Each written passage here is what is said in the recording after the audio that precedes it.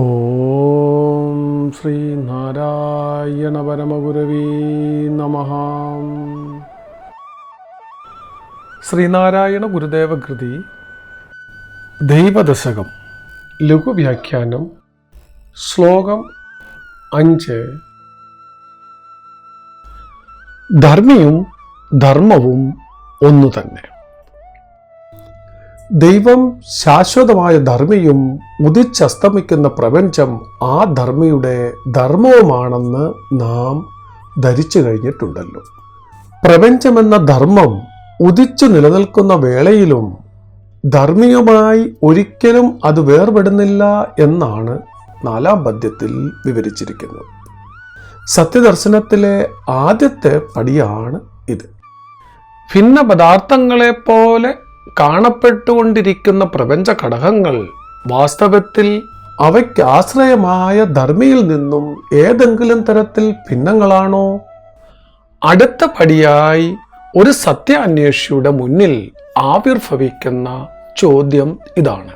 ദൈവദശകത്തിലെ ആദ്യത്തെ 3 പദ്യങ്ങളിൽ പൊതുവെ ദൈവസ്വരൂപവും ദൈവത്തെ കണ്ടെത്താനുള്ള മാർഗവും ദൈവത്തെ ആരാധിക്കേണ്ട വിധവുമാണ് ചർച്ച ചെയ്തിരിക്കുന്നത്. 4-ാം പദ്യം മുതൽ ഒരു സാധകന് പടിപടിയായി കൈവരുന്ന സത്യബോധമാണ് ക്രമമായി വിവരിക്കുന്നത്. പുറമേ കാണുന്ന സർവവും ദൈവാശ്രയമാണെന്ന കണ്ടുപിടുത്തമാണ് ആദ്യത്തേത്. ഈ കാണുന്നതൊക്കെ ഏതെങ്കിലും തരത്തിൽ ദൈവത്തിൽ നിന്നും ഭിന്നമാണോ എന്നുള്ള അന്വേഷണമാണ് അടുത്തത്. അന്വേഷണ ഫലമോ ഒന്നും ദൈവത്തിൽ നിന്നും ഭിന്നമല്ല എന്ന കണ്ടെത്തലാണ്. മഹത്തായ ഈ സത്യദർശനമാണ് ഗുരുദേവൻ 5-ാം പദ്യത്തിൽ വെളിപ്പെടുത്തുന്നത്.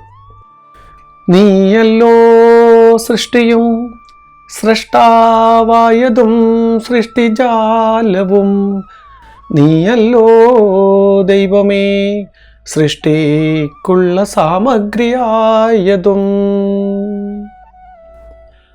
നമ്മൾക്ക് വാക്കുകളുടെ അർത്ഥം എന്തെന്ന് നോക്കാം. സൃഷ്ടി, സൃഷ്ടിക്കുക എന്ന കർമ്മം.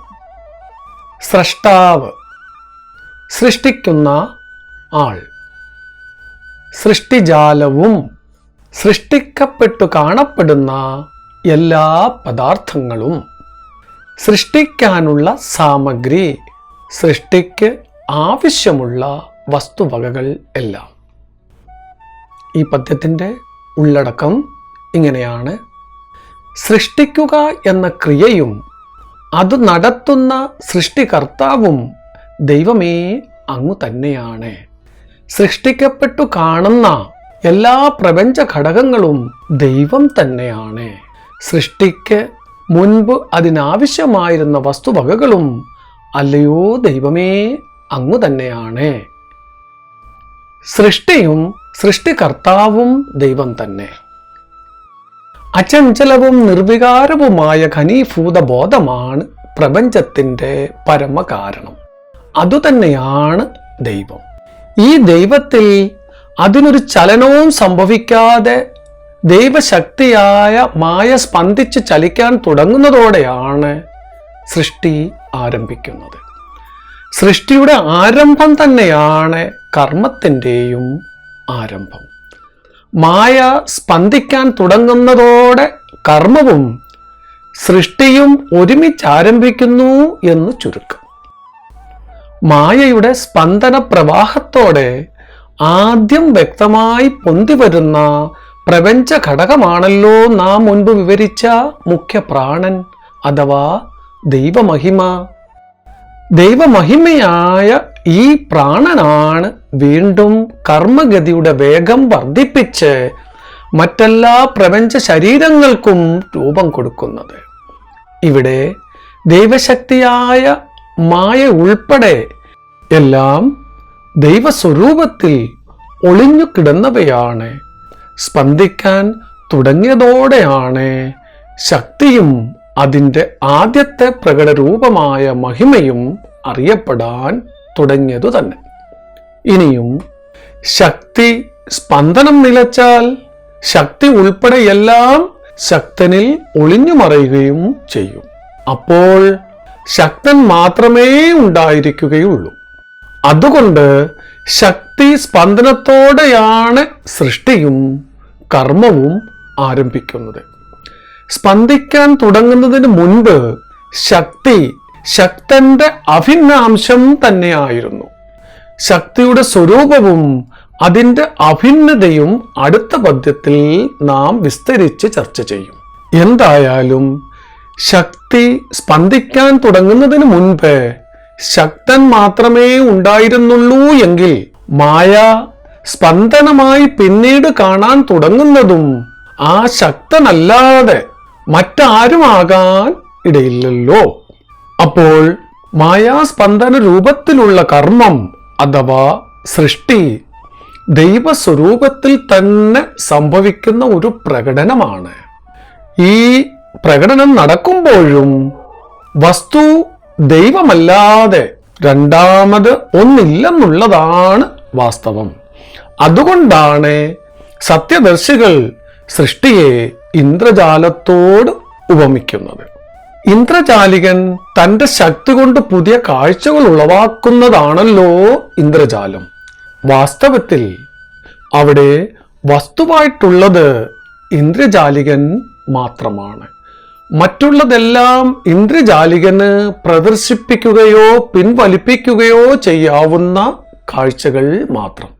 ഇന്ദ്രജാല കർമ്മത്തെ ഒരിക്കലും ഇന്ദ്രജാലികളിൽ നിന്നും വേർപെടുത്താൻ സാധ്യമല്ല. അതുകൊണ്ട് ആ കർമ്മവും അയാൾ തന്നെ. ആ കർമ്മമുണ്ടെന്ന് തോന്നുന്നിടത്തോളം അതിൻ്റെ കർത്താവും അയാൾ തന്നെ. അതുപോലെ മായാസ്പന്ദന രൂപത്തിലുള്ള സൃഷ്ടികർമ്മവും ദൈവം തന്നെയാണ്. അത് നടത്തുന്ന സൃഷ്ടികർത്താവും ദൈവം തന്നെയാണ്.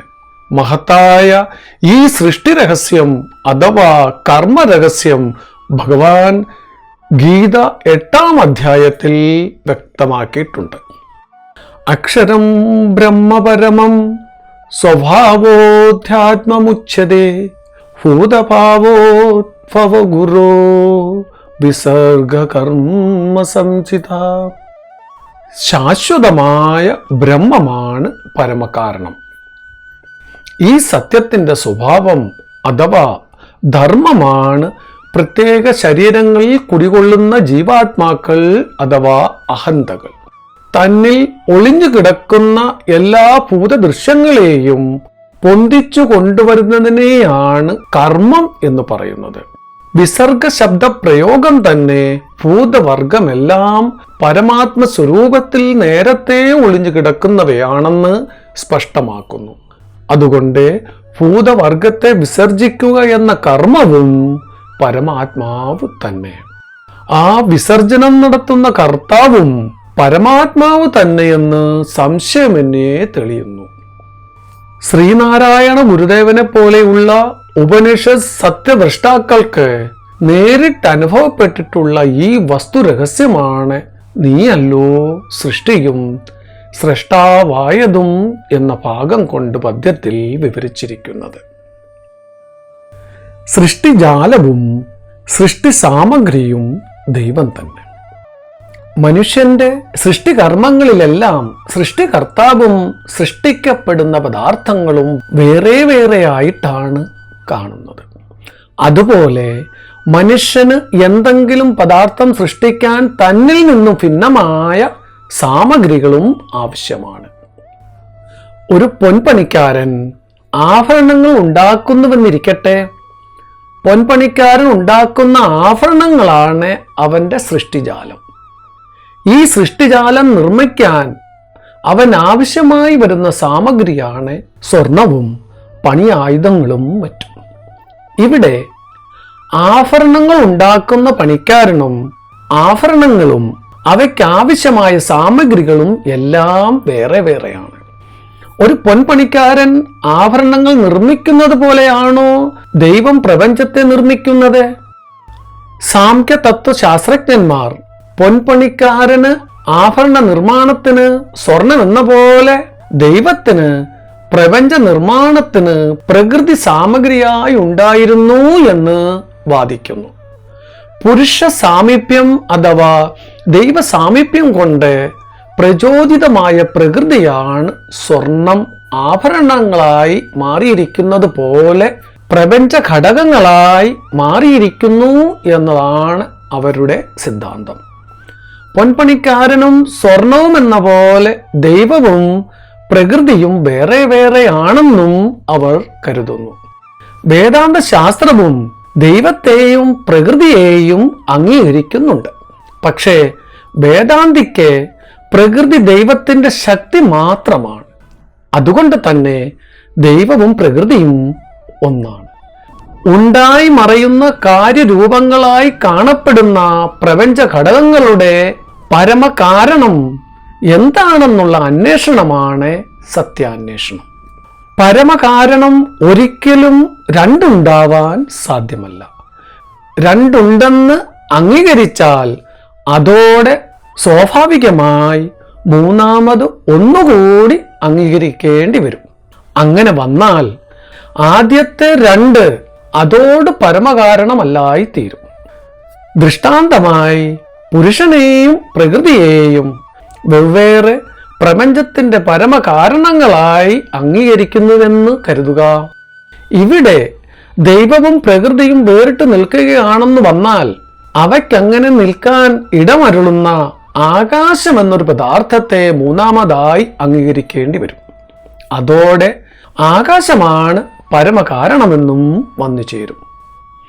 ഇനിയും പുരുഷനും പ്രകൃതിയും വെവ്വേറെ അല്ല, ഒന്നായിട്ടാണ് നിൽക്കുന്നതെന്ന് പറഞ്ഞാൽ ഒന്നായി നിൽക്കുന്നവ രണ്ടു വസ്തുക്കളാണെന്ന് പറയുവാൻ സാധ്യവുമല്ല. പ്രപഞ്ചത്തിന് പരമകാരണമായ ഒരു സത്യമുണ്ടെന്ന് അംഗീകരിക്കുന്നവർ ആ സത്യം അദ്വൈതവും ജനന മരണ വികാരങ്ങൾ അറ്റതുമാണെന്ന് അംഗീകരിച്ചേ പറ്റൂ. അല്ലെങ്കിൽ അതിന് പരമകാരണമാകാൻ കഴിയുകയില്ല. മറ്റൊന്നിൽ നിന്നും ജനിക്കുന്നത് പരമകാരണമാവുകയില്ലല്ലോ. അതുകൊണ്ട് പരമകാരണം ജനിക്കാത്ത ശാശ്വത സത്യമായിരിക്കും. ജനിക്കാത്ത സത്യം മരിക്കുന്ന പ്രശ്നം ഉദിക്കുന്നില്ല. ജനിച്ചത് മരിക്കും, അതാണ് നിയമം. അദ്വൈത സത്യം ഉറപ്പിക്കുന്ന കാര്യത്തിൽ ആർക്കും നിഷേധിക്കാനാവാത്ത ഈ യുക്തിയുടെ ദാർഢ്യം നല്ലവണ്ണം അറിയാവുന്ന ആളാണ് ശ്രീനാരായണ ഗുരുദേവൻ. തദുപരി അഖണ്ഡബോധ വസ്തുവായ അദ്വൈത സത്യത്തെ കോടി ദിവാകര തുല്യം സ്വസ്വരൂപമായി സാക്ഷാത്കരിക്കാനും അദ്ദേഹത്തിന് കഴിഞ്ഞിട്ടുണ്ട്. ഈ അദ്വൈത സത്യത്തിൽ നിന്നാണ് പ്രപഞ്ചം രൂപം കൊണ്ടതെങ്കിൽ പ്രപഞ്ചമായി കാണപ്പെടുന്ന സൃഷ്ടിജാലവും പ്രപഞ്ച സൃഷ്ടിക്ക് വേണ്ടിയിരുന്ന സാമഗ്രിയുമൊക്കെ ആ ദൈവം തന്നെയാണെന്നുള്ള കാര്യത്തിൽ സംശയിക്കാനിടയില്ലല്ലോ. ഇങ്ങനെ യുക്തി അനുഭവങ്ങളുടെ ഉറപ്പുറ്റ അടിത്തറയിൽ നിന്നുകൊണ്ടാണ് ഗുരുദേവൻ സൃഷ്ടിജാലവും നീയല്ലോ ദൈവമേ സൃഷ്ടിക്കുള്ള സാമഗ്രിയായതും എന്ന് പ്രഖ്യാപിച്ചിരിക്കുന്നത്. തുടരും.